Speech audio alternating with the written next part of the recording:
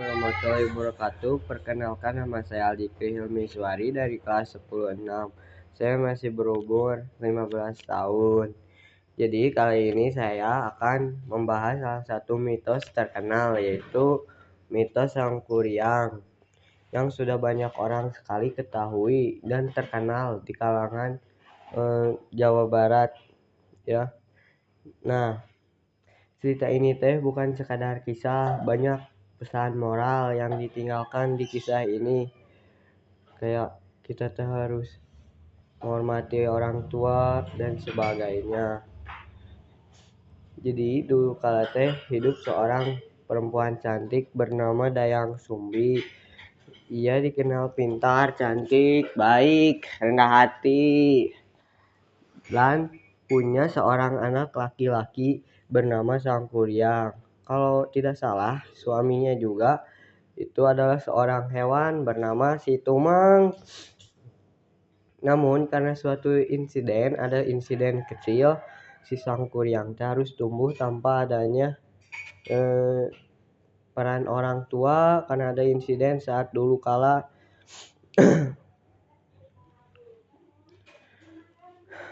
jadi si Sangkuriang nggak tahu identitas orang tuanya. Nah, orang di Jawa Barat biasanya ceritain ini secara turun temurun. Jadi si ceritanya gak ada penulisnya atau sumbernya tidak jelas. Bukan sebagai hiburan doang, cerita ini juga jadi dibuat sebagai pelajaran juga bagi kita ya. Nah, kita lanjut lagi ya ceritanya. Ketika dewasa, Sangkuriang jatuh cinta ke ibunya. Gak disadarin soalnya ada perempuan cantik ya. Perempuan cantik. Sangkuriang masih gak tahu dan ibunya awalnya juga gak tahu kalau itu Sangkuriang anaknya ya. Nah, berlanjut di situ si ibunya awalnya nggak sadar, terus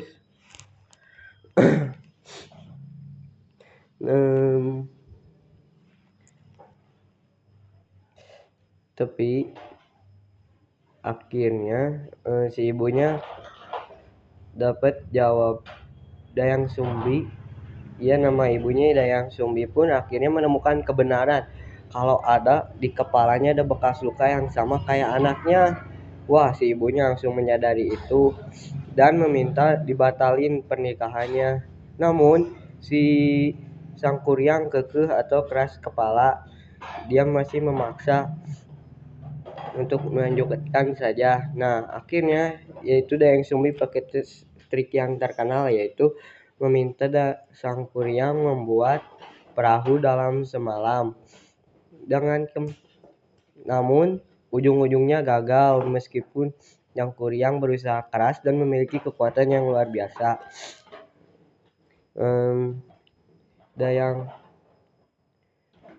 Dengan cara triknya yaitu Dayang Sumbi menyalakan korek api lebih awal agar ayam berkokok lebih pagi ya teman-teman.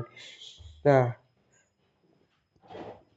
hal itu membuat Sangkuriang marah dan menendang perahu yang sekarang kita kenal sebagai Gunung Tangkuban Perahu. Jadi teman-teman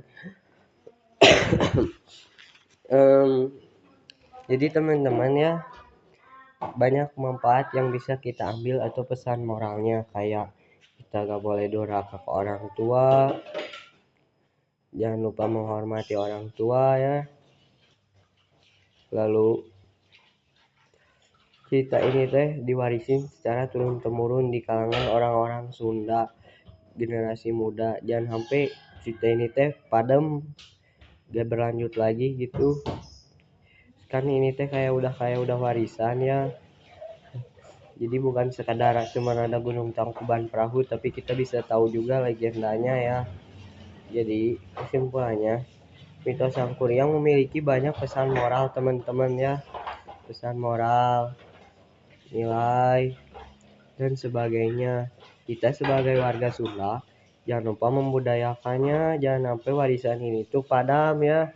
Sekian saja dari saya Aldi Krihil Miswari. Wassalamualaikum warahmatullahi wabarakatuh.